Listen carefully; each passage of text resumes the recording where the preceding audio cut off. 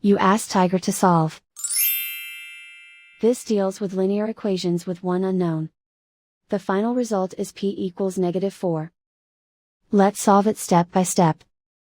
Simplify the expression.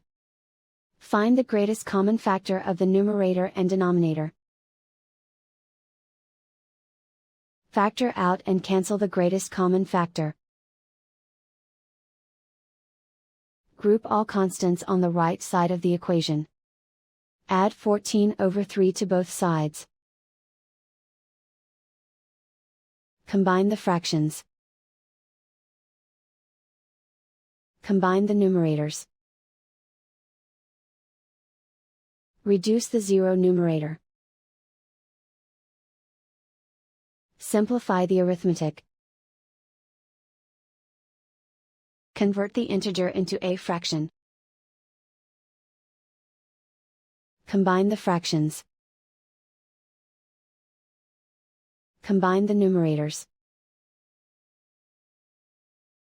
Isolate the m. Multiply both sides by inverse fraction 6/5. Group like terms. Multiply the coefficients.